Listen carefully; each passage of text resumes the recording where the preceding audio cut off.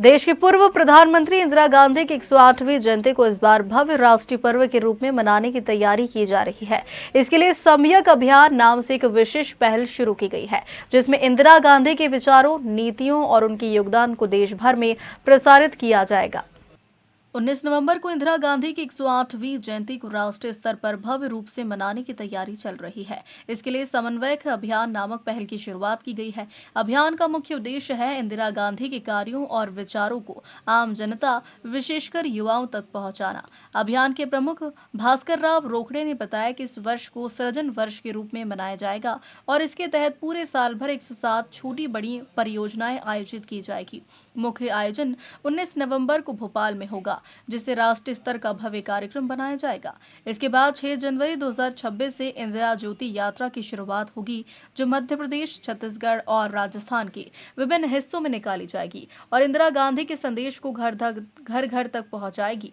भास्कर राव रोकड़े ने कहा कि यह अभियान सिर्फ श्रद्धांजलि नहीं, बल्कि युवा सशक्तिकरण और न्याय के लिए प्रेरणा का प्रतीक होगा। हम 19 नवंबर को भोपाल में मुक्ताकाश मंच में इंदिरा जी की 108वीं जयंती का जो समारोह आयोजित होने जा रहा है, उसके संबंध में आप लोगों के समक्ष मुखातिब हुए हैं। हमने सम्यक अभियान की शुरुआत 2 मई 2022 को की थी।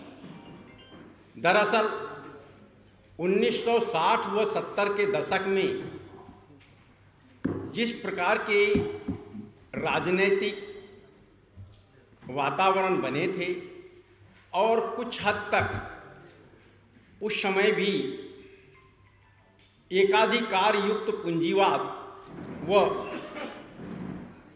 पूर्व राजा महाराजाओं का एक प्रकार से वर्चस्व सामने आने लगा था और इंदिरा जी ने किस तरह से उस सारी व्यवस्था में परिवर्तन करते हुए इस देश में समानता मूलक शासन व्यवस्था स्थापित की थी, उन बिंदुओं का बारीकी से अध्ययन करने के बाद वर्तमान दौर में उत्पन्न हालातों को देखते हुए उन हालातों के साथ में क्या इसका संबंध हो सकता है, क्या उस तरह से परिवर्तन हो सकता है, इस पर चिंतन के पश्चात सम्यक अभियान उस समय 7 मुद्दों को लेकर के शुरू किया गया था। बाद में 2 अत्यंत महत्वपूर्ण मुद्दे उसमें जोड़े गए और अब 9 मुद्दों को लेकर मध्य प्रदेश, छत्तीसगढ़ और राजस्थान में संचालित है।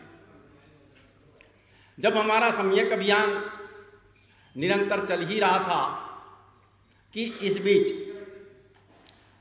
गत वर्ष 12 जुलाई 2024 को भारत शासन के गृह मंत्रालय के एक संयुक्त सचिव जी पार्थ सारथी के हस्ताक्षर से अधिसूचना प्रकाशित हुई राजपत्र में, वो भी असाधारण राजपत्र में, कि प्रतिवर्ष 25 जून को जिस दिन आपातकाल लगाया गया था,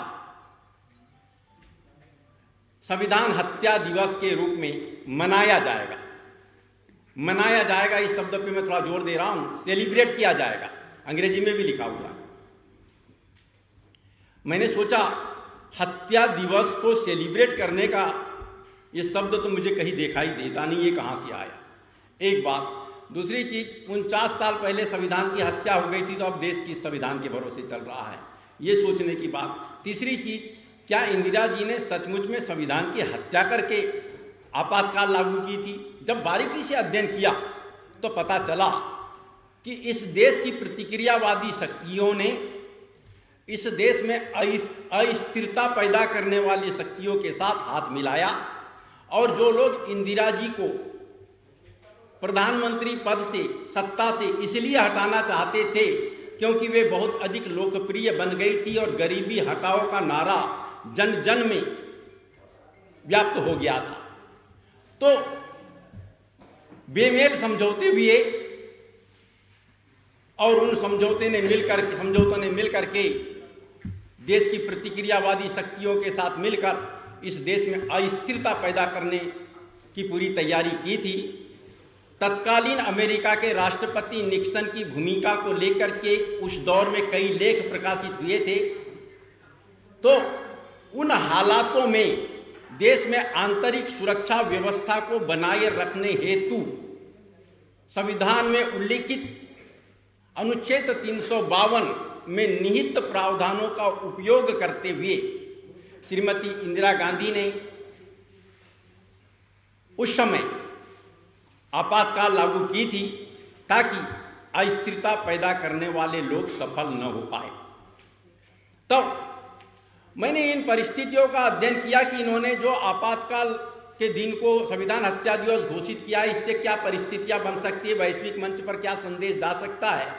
विश्व के दूसरे देश कहेंगे कि भारत में जब संविधान ही मर गया है तो किस संविधान के भरोसे चल रहा है, बड़ी विकट स्थिति पैदा हो सकती है। तो हमने 25 जुलाई 2024 को दिल्ली में प्रेस क्लब ऑफ इंडिया में इस संबंध में प्रेस वार्ता आयोजित किया और हम आपको बताना चाहते हैं कि हमारे पत्रकार बंधु जितनी संख्या में वहाँ मौजूद थे उनसे ज़्यादा पुलिस और अन्य विभागों के लोग मौजूद थे जो ये चाहते थे कि ये प्रेस वार्ता ही न हो। हमने कहा ठीक है, हमें अपनी बात रखने दीजिए, उसके बाद चाहे तो आप हमें गिरफ्तार भी कर सकते हैं। लेकिन हमने पूरी बात रखी। उसके बाद वे पुलिस वाले भी, उन्होंने भी माना कि नहीं, आपने तर्कसंगत बात रखी है, इस पर कोई कार्रवाई हमारे ओर से नहीं की जा सकती। उसके पश्चात हमने मुंबई, भोपाल, नागपुर, जयपुर, लखनऊ में प्रेस कॉन्फ्रेंस किया। ऐसे कहीं कोई स्थान नहीं है जहाँ पर कि बीजेपी के लोगों ने आके हमसे तरह तरह के सवाल करना शुरू न किए हों। लेकिन हमने उनसे कहा कि आप मीडिया के सामने आइए, मीडिया के सामने बात रखिए कि हमने जो बात रखी है वो गलत है। तो हमारे लिए प्रसन्नता का विषय है कि बीजेपी का कोई भी नेता मेरे द्वारा दिए गए तर्कों पर मीडिया के सामने नहीं आ पाया। अब उसके बाद हमने देखा कि माहौल पूरे देश का एक तरफा विपरीत दिशा में जा रहा है। इंदिरा जी के बारे में तरह तरह की बातें की जा रही है जिसका कोई महत्व नहीं है, गलत बातें की जा रही थी। और मैं आपको बताना चाहता हूँ, बचपन से ही मैं इंदिरा जी की कार्य पद्धति और क्रांतिकारी निर्णयों से बहुत अधिक प्रभावित रहा हूँ। मैं स्वयं को इंदिरावादी कहता रहा हूँ और इंदिरा जी को मैं शक्ति स्वरूपा माता के रूप में मानता हूँ। इसलिए भी कि सन 1971 में जब भारत पाक युद्ध के पश्चात पाक दो टुकड़ों में बटा था तो तत्कालीन आरएसएस के सरसंघचालक गुरु गोलवलकर जी ने अटल जी के समक्ष कहा था, अटल जी एक संदेश लेके गए थे इंदिरा जी का उनके पास, तो उनके समक्ष कहा था इंदिरा जी से बात करते हुए हॉटलाइन फोन से कि तुम तो इंदिरा की अवतार हो, ये दुर्गा की अवतार हो और तुम ही इतना बड़ा निर्णय ले सकती हो।